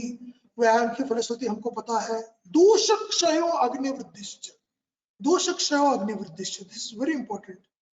कोई भी डिसीज ट्रीट करते वक्त, या फिर नॉट डिसीज ट्रीट करते वक्त, डिसीज ट्रीट करते वक्त वो उपक्रम है कि नहीं देखना पड़ेगा, लेकिन इम्यूनिटी बनाए रखने के लिए दिनचर्या ऋतुचर्या के तहत। सो ये एक्सरसाइज इम्यूनोलॉजी एक बड़ा विषय है। सीजनैलिटी ऑफ वायरल इन्फेक्शंस, हम कहते हैं कि ऋतुचर्या आयुर्वेद में कही गई है, लेकिन सीजनैलिटी के ऊपर भी मॉडर्न में ढेर सारा लिटरेचर है, और कैसे इम्यून मैकेनिज्म अल्टर हो जाता है। अभी शिशिर, हेमंत, ये जो ठंडे वाले ऋतु है, ये स्लाइड देखिएगा, ये जो है effect of dry air on mucociliary clearance, mucus और सीलिया, ये दो क्लियरेंस है एपिथेलियम के। तो ये नॉर्मल चल रहा है, जब ह्यूमिड एयर, ब्रीदिंग एयर है तो ये नॉर्मल चल रहा है। तो ये पूरा म्यूकस लेयर है, देख सकते हो, ये पेरिसेलर लेयर है। तो ये जो ट्रैप्ड पार्टिकल है, ये एपिथेलियम से बहुत दूर है। जब ठंड के दिन आ गए, रॉक्स आ गया, तो ये म्यूकस लेयर कम हुआ, पेरिसेलर लेयर भी, शीत जो है उससे मूवमेंट कम हो गई एंड ये कम हो गया। सो ऑब्वियसली जो ट्रैप्ड पार्टिकल है वो एपिथेलियम के आसपास आ गया। So there is a lot of literature on ये जो मतलब environmental factors, dry air, cold air, exercise, ये सभी का इम्यूनिटी से रिश्ता है। हमने ये भी देखा कि immunity is not stand alone, but इसका रिश्ता बाकी सिस्टम से, बाकी ऑर्गन से, इनफैक्ट मन से भी है। That's why there is a term PNIE, psycho neuro immuno endocrinology, PNIE, psycho neuro immuno endo. So अभी ये कहते हैं कि इम्यूनोलॉजी को अलग से नहीं देखना चाहिए, उसके साथ साथ एंडोक्राइनो को भी पकड़ना चाहिए और न्यूरो को भी पकड़ना चाहिए। और क्या है, आयुर्वेद में एज अ होल ही तो हम विचार करते हैं। So immunity to conclude, conclusion actually ये नहीं है, लेकिन फिर भी एक मेटाबॉलिज्म इसमें है, गट ब्रेन एक्सिस है, माइक्रोबायोटा का रोल है, इन्फ्लेमेशन, और फिर साइकोलॉजिकल कंपोनेंट है। आयुर्वेद में देखेंगे तो अग्नि, प्राण और अग्नि का एक घना रिश्ता है, क्योंकि अग्नि स्रोतसों को डायलेट करता है और प्राण का काम है स्रोतसों का पूर्ण करना। स्रोतसों को पूर्ण करने के लिए स्रोतस डायलेट होना आवश्यक है। दैट्स व्हाई अग्नि का पर्याप्त होना आवश्यक है। और स्रोतस के बाहर चीज फेंकने के लिए बल की आवश्यकता है, उसके लिए उदान की आवश्यकता है। दैट इज हाउ कोई भी स्रोतस खोलने में और बंद करने में हमको प्राण की आवश्यकता होती है, एंड दैट इज वाई प्राण और अग्नि, प्राण और उदान की आवश्यकता होती है, and that is why prana and agni are associated with each other. So प्राण और मन का संबंध है, रक्त पित्त मज्जा, महास्रोतस अग्नि, ये चीज है। साइटोकाइन की बहुत सारी बात हुई थी, IL-6 बढ़ा है। आयुर्वेद में IL-6 कम करने के लिए क्या दे सकते हैं? हम लोगों ने भी कुछ एक एक्सपेरिमेंट किया है माधव रसायन का, तो IL-6 कम कराता है। आयुर्वेद में इसका इंटरप्रिटेशन क्या है?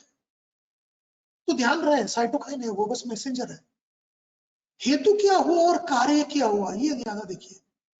Cytokine is marker, but cause and effect are more important than messenger. प्यार का खत भेजा है, सो जिसने भेजा है वो इंपॉर्टेंट है, और भेजने के बाद वहां से रिप्लाई क्या आया वो इंपॉर्टेंट है। सो हेतु was tissue damage, infection, whatever जो भी था, हेतु क्या हुआ है ये इंपॉर्टेंट है, और उससे कार्य क्या उत्पन्न हुआ, व्रण उत्पन्न हुआ, ज्वर उत्पन्न हुआ, प्रतिश्याय उत्पन्न हुआ, ये ज्यादा इंपॉर्टेंट है। साइटोकाइन तो बस बीच का मैसेंजर है। आघात, आगंतुक कृमि तो ज्वर में आ जाएंगे, आघात से वात और रक्त की दृष्टि है। अल्टर्ड इम्यून रिस्पॉन्स से होता क्या है, ये इस पे कुछ कमेंट करके हम बात को पूर्ण विराम देने का प्रयास करेंगे। अल्टर्ड इम्यून रिस्पॉन्स के डिसीज है rheumatoid arthritis, DM1, cancer, SLE, Parkinson's disease, और इन सभी डिसीजेस में इम्यून रिस्पॉन्स अल्टर्ड है। सबसे पहला डिसीज है एजिंग, वृद्धावस्था अपने आप में। वृद्धावस्था में किस तरीके से फैगोसाइटोसिस इंपेयर्ड रहता है, किस तरीके से इंफ्लेमेटरी साइटोकाइन्स बढ़े हैं। That's why there is a term inflammaging, ageing plus inflammation, क्योंकि क्रॉनिक इन्फ्लेमेशन और इंफ्लेमेटरी साइटोकाइन्स बढ़े हैं और इंफ्लेमेटरी सब कुछ मैकेनिज्म है। दैट्स व्हाई कोई भी इंफेक्शन ओल्ड एज में ये नहीं होगा, या फिर not only इनेट but adaptive immune response भी ओल्ड एज में हैम्पर्ड है, and that is why immune response से जो होने वाले डिसीजेस है, इम्यूनोसप्रेशन या फिर कोविड जैसा डिसीज या फिर कैंसर या फिर हार्ट डिसीज इवन, ये सभी एजिंग के साथ एसोसिएटेड है। इम्यून रिस्पॉन्स एंड स्ट्रेस ये भी एक है। अभी मॉडर्न की पैथोलॉजी में हमको उतना जाने की आवश्यकता नहीं है, लेकिन फिर भी activation of HPA, activation of ANS, फिर इससे कॉर्टिसोल बढ़ा, इपिनेफ्रिन, नॉन इपिनेफ्रिन, एंड इससे एपोप्टोसिस इफेक्ट हुआ, and then altered gene expression, और उससे इम्यूनोसप्रेशन हो गया। सो ये स्ट्रेस का एक इंपॉर्टेंट रोल है। PD जो है यानी कि पार्किंसंस डिसीज, उसमें इम्यून मैकेनिज्म किस तरीके से रिलेटेड है, इसका ये स्लाइड है कि जिसमें एंटी इंफ्लेमेटरी ड्रग्स का हिस्ट्री है कि जो ले रहे हैं उनमें लोअर रिस्क ऑफ पार्किंसंस है, इंक्रीज रिस्क विद ऑलरेडी जिनको ऑटोइम्यून है, अल्टर्ड गट बायोटा। सो ये बस मैं पिक्चर इसलिए रख रहा हूं क्योंकि इम्यून सिस्टम यानी कि ये सेल, ये C सेल, ये B सेल, और फिर ये देखिए एविडेंस कहता है कि अश्वगंधा B सेल पे ये काम करती है, फिर ये वनस्पति T सेल पे ये काम करती है, फिर IIT फलाना ने ये किया, फिर यहाँ ने इसने ये किया, उसने वो किया। तो अनफॉर्चुनेटली आज का जो रिसर्च का जो मेथोडोलॉजी है उसमें वो बस एक साइटोकाइन लेते हैं, एक मैसेंजर लेते हैं, एक कोई तो मार्कर लेते हैं, एक वनस्पति लेते हैं, और फिर हम कुमारी ढूंढने के लिए जाओ तो कुमारी का NK सेल पे एक्शन मिल जाता है, कुमारी का इस पे भी एक्शन मिल जाता है, उस पे भी एक्शन मिल जाता है।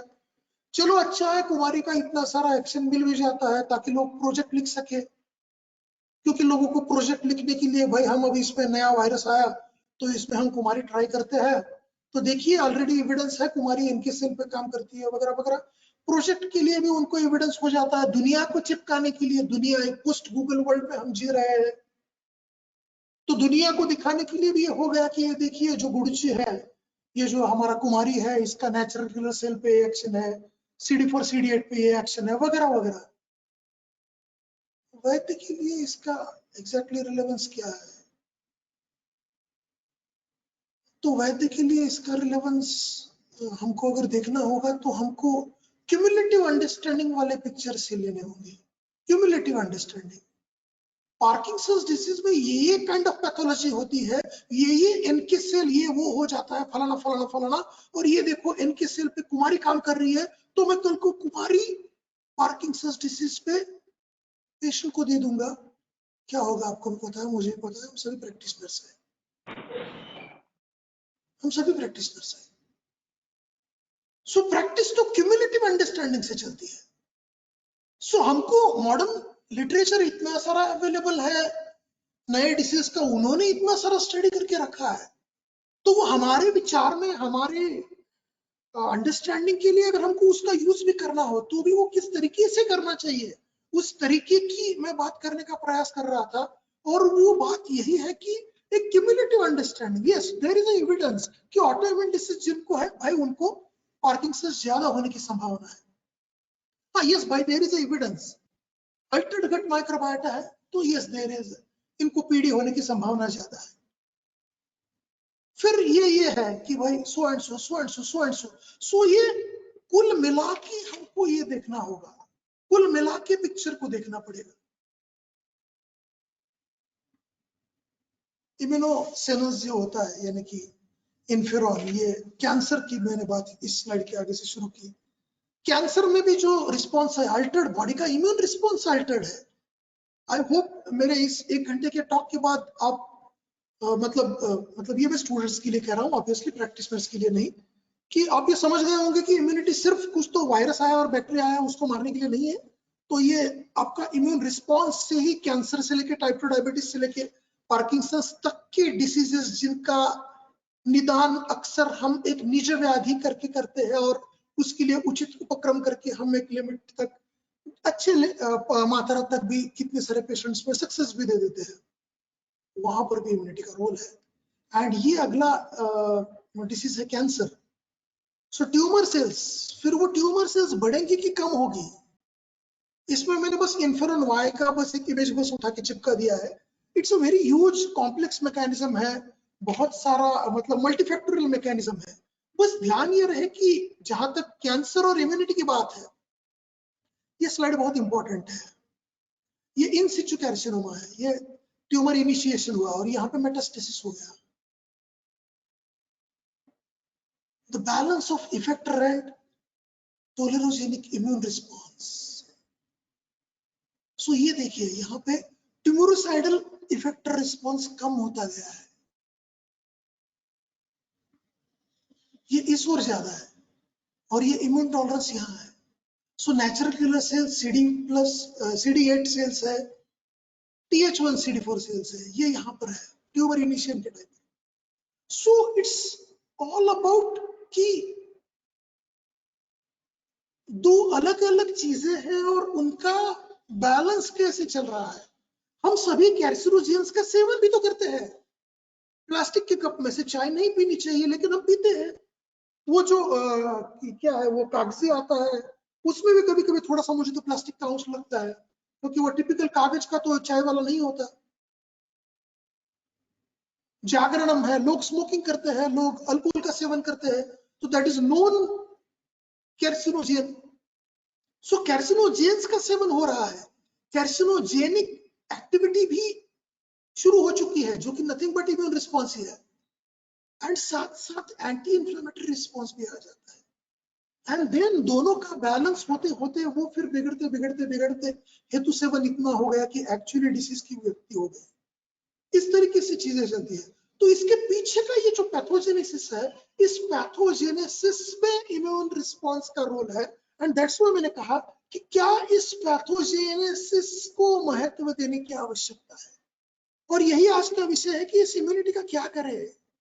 चलो कुछ नहीं करते हैं, छोड़ देते हैं, हम बस अपने ग्रंथ लेके आगे चलते हैं, ऐसा भी किसी ने कहा तो भी मुझे कोई आपत्ति नहीं है, क्योंकि टॉक का सब टाइटल ही है कि इस इम्यूनिटी का क्या करें, क्योंकि ये इम्यूनिटी यानी इम्यून रिस्पॉन्स है। बंदा प्रो कैर्सिनोजेनेटिक चीजों का भी सेवन कर रहा है, बंदा एंटी कैर्सिनोजेनेटिक चीजों का भी सेवन कर रहा है, बंदा दूध पी रहा है, च्यवनप्राश खा रहा है, वही पर्सन स्मोकिंग भी कर रहा है। सो ये सब कुछ शरीर के अंदर पैथोजेनेसिस चल रहा है और उसका बैलेंस इम्बैलेंस है, और फिर ये बिगड़ बिगड़ बिगड़ बिगड़ के एक जीन जाके व्यक्ति होगी और वहां पर लिंग आएगा, वहां पर लक्षण आएगा। सो हेतु लिंग औषध त्रिस्कंधी निश्चित रूप से ये हमारा आधार है। लेकिन क्या हम लिंग के पहले ही उस पे काम कर सकते हैं? क्या हम लिंग आने से पहले कुछ कर सकते हैं? वो कुछ करने के लिए कुछ रिपोर्ट्स हमारे पास हो तो उन रिपोर्ट्स का अंडरस्टैंडिंग हम क्या कुछ कर सकते हैं? ये हमारा आज का एक्चुअली क्वेश्चन है, हम सभी के सामने का क्वेश्चन है। दैट्स व्हाई ये कोई टिपिकल टॉक नहीं है मैं किसी आयुर्वेद कॉलेज में दे रहा हूँ कि भाई ये रही इम्यूनिटी और ये मॉडर्न और ये आयुर्वेद तो ये हो गया, ऐसा नहीं है। आज ये प्रैक्टिशनर्स के बीच हमारे ये सवाल है कि क्या इस पैथोलॉजी का हमको यूज है भी या नहीं। सो एनीवेज ये कैंसर में कौन कौन सा इम्यून मैकेनिज्म किस तरीके से चारों स्टेजेस में है, ट्यूमर इलिमिनेशन तक का या फिर मेटास्टेटिक टाइप साइट तक का, क्योंकि शरीर की इम्यूनिटी भी तो उस कैंसर को इलिमिनेट करने का प्रयास कर रही है। It's all about balance, it's nothing but balance. गुरुर्मंद इमस्टिंग गुणासु विपर्य, बाकी के आप इसके 10 विपरीत जान लो। सो ये 20 का खेल नहीं है, असल में ये 10 और 10 के बीच का बैलेंस की बात है। सो ये भी अगेन है कि इम्यूनो एडिटिंग कैसे होता गया और फिर primary tumour and then metastatic tumour आ गया। तो शुरुआत में कौन सी चीजें, ट्यूमर इम्यूनोजेनिसिटी बढ़ाने वाला मैकेनिज्म कौन सा होगा, उसमें कौन से सेल्स होंगे।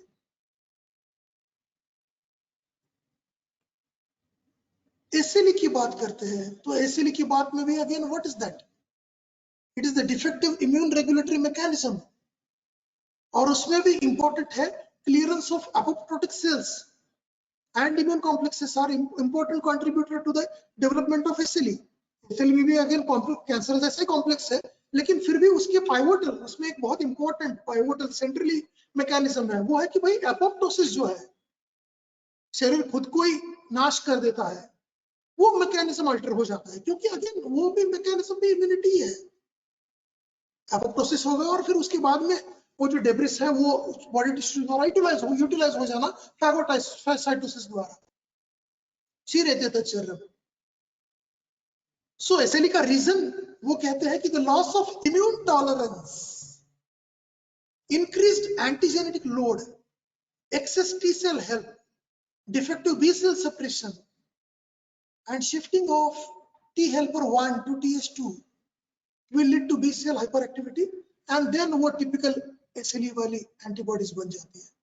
सो SLE में होता ये है कि ये देखिए, ये नॉर्मल इनिशियल ट्रिगर है, कोई भी एंटीजन, उसके लिए वायरस के आने की आवश्यकता नहीं है, कोई भी एंटीजन इम्यून सिस्टम को एक्टिवेट किया, IFN प्रोडक्शन हो गया, रुक गया। लेकिन SLE में होता क्या है, ये ब्लू कलर वाला, सेल्फ टॉलरेंस कम है, सेंसिटिविटी ज्यादा है और इंक्रीज्ड एपोप्टोसिस है। So obviously auto antibody production हो गया, इम्यून कॉम्प्लेक्स निर्माण हो गया और फिर उससे इम्यून सिस्टम एक्टिवेट हो गया एंड ये सर्कल चलता गया और वो SLE में पेशेंट लैंड अप हो गया। ये देखिए एपोप्टोटिक एंटीबॉडीज बन गई है तो इनका क्लियरेंस ही हो गया। तो क्लियरेंस अगर हो गया तो there will be no immune response. Phagocytosis हो गया, उसका जो भी, नॉट फैगोसाइटोसिस, वो जो सेल है वो रिकॉग्नाइज हो गई, वो इंगल्फ भी हो गई। लेकिन यहाँ पे अल्टर्ड क्लियरेंस है। अब ये अल्टर्ड क्लियरेंस कहते ही मल भी तो इंपॉर्टेंट है वगैरह वगैरह, लोग कहते हैं वो टॉक के लिए ठीक है, लेकिन हमारा अंडरस्टैंडिंग तो ऑब्वियसली पेशेंट के हिसाब से और पेशेंट का आयुर्वेदीय निदान क्या होगा। अल्टर्ड क्लियरेंस है, क्लियरेंस अच्छा नहीं है, तो ये देखो मल है और ये मल को शरीर के बाहर जाना चाहिए, वो वहां पे रुका, इसलिए ये मल वृद्धिजन्य व्याधि हो गया।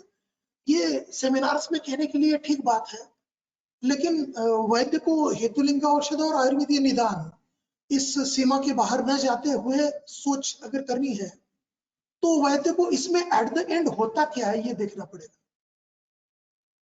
तो ये क्लियरेंस क्लियर नहीं हुआ एंड एट द एंड हुआ क्या, वो सब कुछ SLE वाला पिक्चर कि जिसमें यहाँ इन्फ्लेमेशन है, वहां इन्फ्लेमेशन है, मल्टी सिस्टेमिक डिसीज है, हम सभी जानते हैं।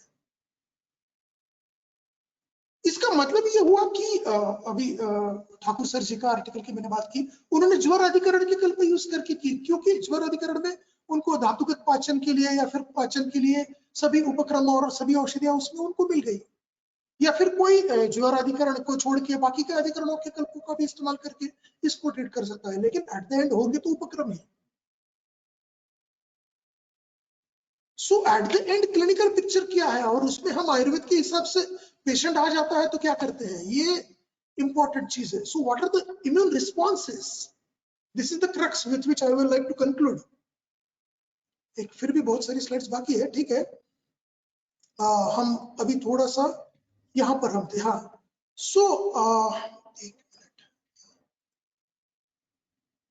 सो व्हाट आर इम्यून रिस्पॉन्सेस.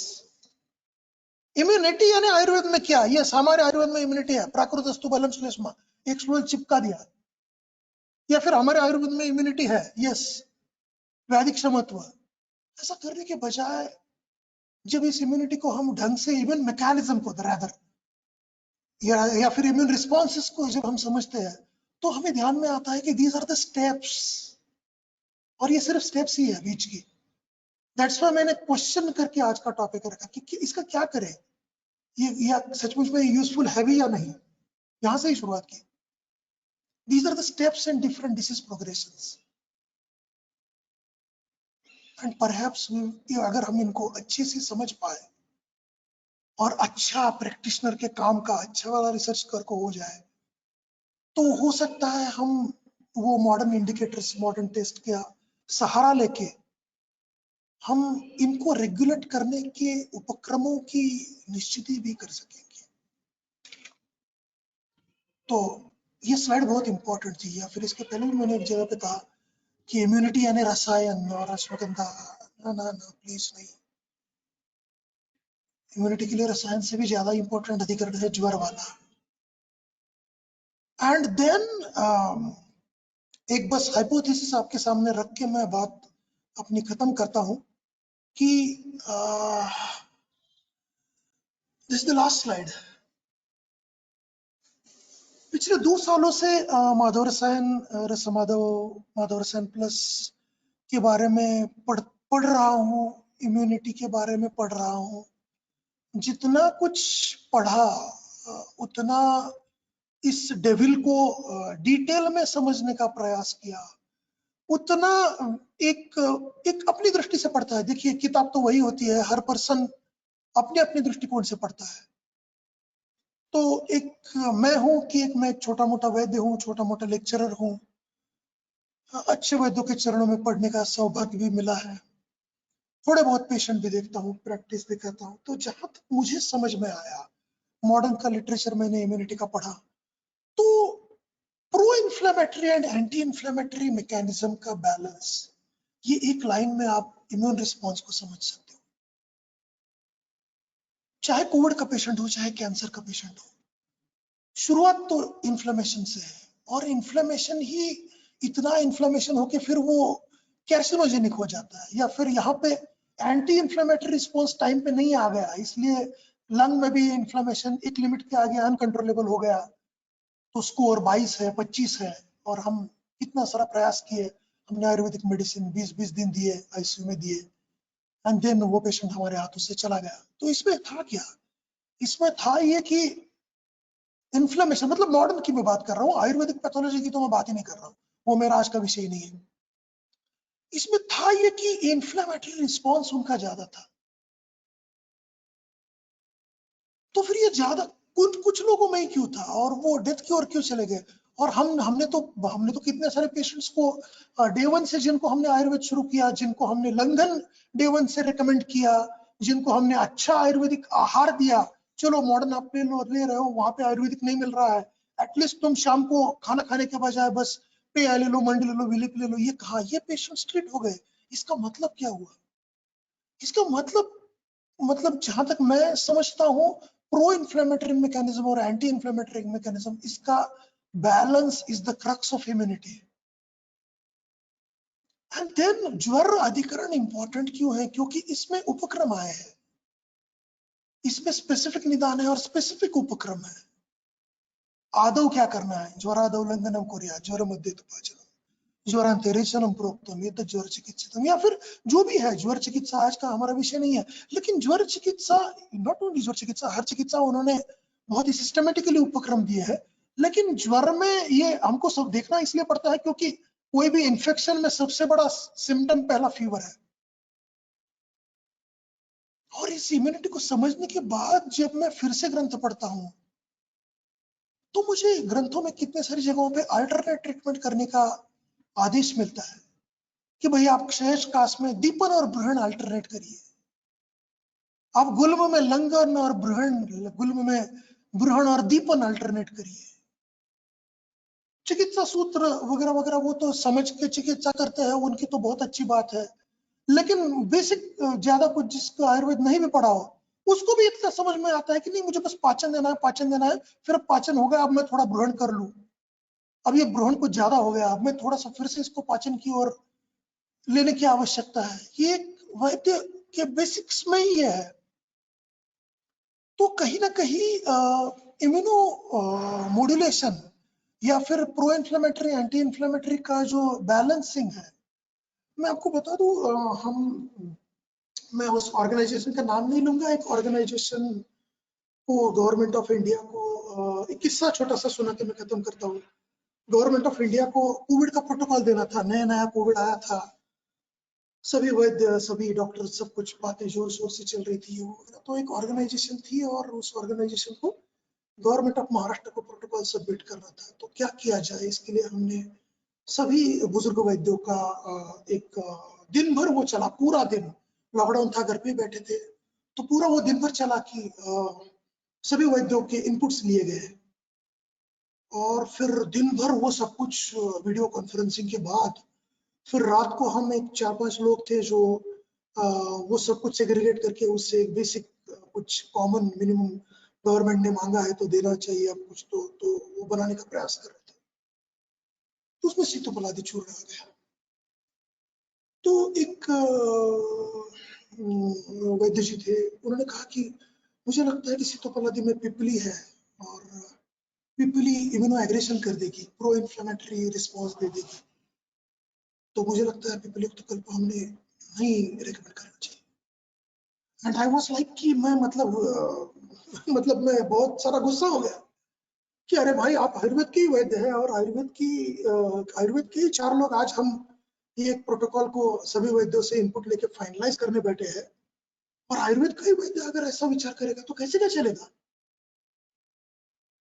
आप आयुर्वेद के वैद्य होने के बावजूद आप ये पक्ष रख रहे हो कि पिपली इम्यूनो एग्रेशन कर देगी और वहां पे प्रो इन्फ्लेमेटरी रिस्पॉन्स हो रहा है, तो मुझे लगता है कि पिपली युक्त कल्प नहीं रेकमेंड करना चाहिए।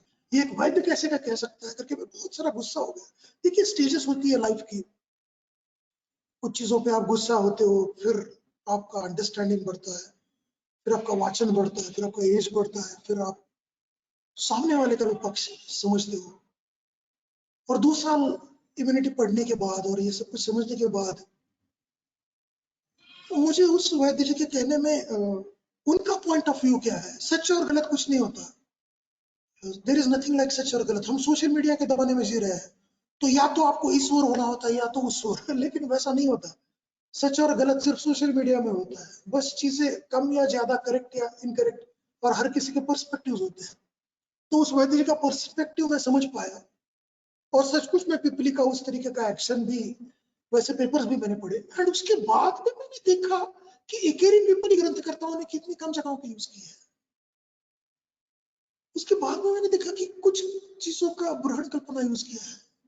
उसके बाद में मैंने सोचा कि पिपली की तो क्षीरपाक की परिकल्पना यूज करना हमारी ट्रेडिशन में है। उसके बाद जब मैं सीतोपलादी चूर्ण को देखता हूँ तो इसमें 32 चम्मच मुझे सीता डालनी है और फिर पिपली तुगाक्षरी वगैरह वगैरह जो भी है 1 2 3 4 मुझे डालने हैं, सोतुक एला ये वो वगैरह वगैरह। इसके बाद में ये सब कुछ पढ़ने के बाद जब भी मैं क्लिनिक में सीतोपलादी तालीसदी में अपना खुद का छोटा मोटा जो भी लगता है खुद ही बना लेता हूँ, तो ये जब भी मैं मिक्स करता हूँ या फिर ये अल्टरनेट चिकित्सा उपक्रमों का विधान में पढ़ता हूँ कि आप लंघन करिए फिर ग्रहण करिए, दीपन करिए फिर ग्रहण करिए। मैं कुछ कंक्लूड नहीं कर रहा हूँ, लेकिन बस मैं आपके सामने हाइपोथेसिस रख के कंक्लूड कर देता हूँ कि कहीं ना कहीं इसमें प्रो इन्फ्लेमेटरी और एंटी इन्फ्लेमेटरी मैकेनिज्म का बैलेंस तो है या नहीं। मतलब प्रो इन्फ्लेमेटरी और एंटी इन्फ्लेमेटरी के बैलेंस के लिए आचार्यों ने नहीं रखा है, लेकिन उसी सीतोपलादी चूर्ण में सीता भी है जो मधुर शीत है, उसी में त्वक भी है जो इतना सारा अच्छा कफक न दवाई है। सो ये कहीं ना कहीं एक balancing, it's all about balancing the things, जहां तक इम्यून मैकेनिज्म को मैं समझने का प्रयास किया। सो इस हिसाब से हमको विचार करना भी चाहिए या नहीं, या फिर हमको सिर्फ आयुर्वेदिक विचार लेके भी हम आगे जाके जा सकते हैं, जाने की आवश्यकता है। ये निश्चित रूप से है। आयुर्वेदीय मंच पे आज मैं एक्चुअली बात कर रहा हूँ। आयुर्वेदीय शब्द आज जो सुनने वाले हैं उनको बता दो, 95 में मैं फर्स्ट ईयर बीएमएस में आया था। Ayurvediya was the organization founded by sir himself. So निश्चित रूप से आयुर्वेदीय और संहिताओं को बेस लेके हम आगे जाएंगे तो हमारी क्लिनिकल समस्याएं सूझ भी जाती है। दैट्स वाई मैंने कहा कि इस इम्यूनिटी का क्या करें, करें भी तो क्या करें।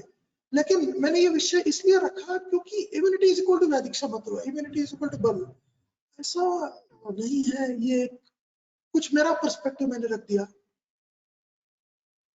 सो हो सकता है कि आयुर्वेदीय उपक्रमों का उचित चयन और आयुर्वेदीय कल्पों का उचित चयन अपने आप में प्रो और एंटी इंफ्लेमेटरी मैकेनिज्म्स को बैलेंस में रख के चिकित्सा करना है। I will just repeat this line and I will stop.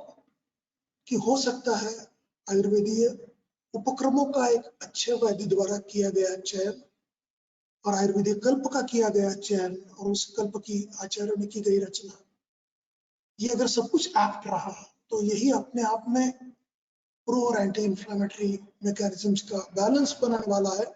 और ऐसा है, इसीलिए तो वैद्य आज का इसलिए मैं ट्रीटमेंट देता है, कैंसर में ट्रीटमेंट देता है, कोविड में ट्रीटमेंट देता है, और साध्य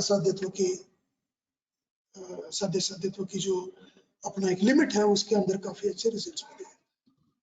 सो that was the understanding of immune mechanism for you. Thank you very much. आयुर्वेदीय ये शब्द सुनते ही मुझे सब कुछ अपने 95 के डेज याद आ गए। मेरे सीनियर वैद्य गांधी सदाशिवपेट में प्रैक्टिस करते हैं, जिनके कारण हम आयुर्वेद की ओर मुड़े मुड़े फर्स्ट ईयर बीएमएस में हम वो सब कुछ डेज याद आ गए। सो वैसे तो मैं अभी फिर से मैं कह रहा हूँ कि मुझे फिर भी लग रहा था कि मैं कुछ आयुर्वेदीय टॉक रखूं, लेकिन फिर कल परसों ही मेरी बात हुई वैद्य अमोल बोलचोड़ी जी से कि यार मैं आयुर्वेदीय मंच पे ये मॉडर्न रखूं या ना रखूं। लेकिन उन्होंने कहा कि सर आप अपना पक्ष रख रहे हो और वैसे भी आपने टाइटल रखा है कि इस इम्यूनिटी का क्या करें। सो ये वैसे भी एक टिपिकल लेक्चर तो है नहीं होने जाना वाला, तो उस हिसाब से मैंने अपना बस पक्ष रखा भी नहीं कहूंगा, मैं भी किसी पक्ष का हूं नहीं, जो कुछ भी विचार थे वो रखे। And I conclude here. बस आयदान करके मैं रुकता हूँ।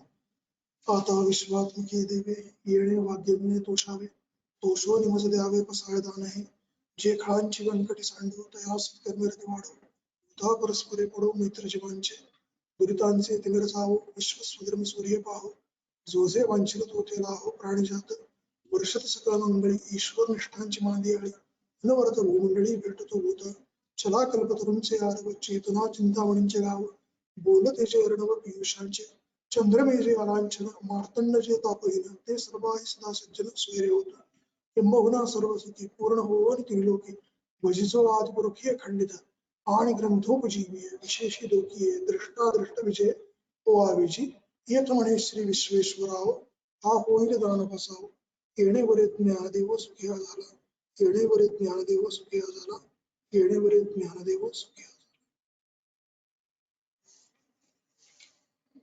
बहुत बहुत धन्यवाद sir. What is the level of thinking sir.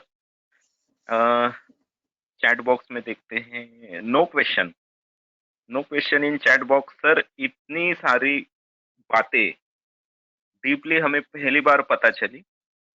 M I audible? Hello? Yes Audible.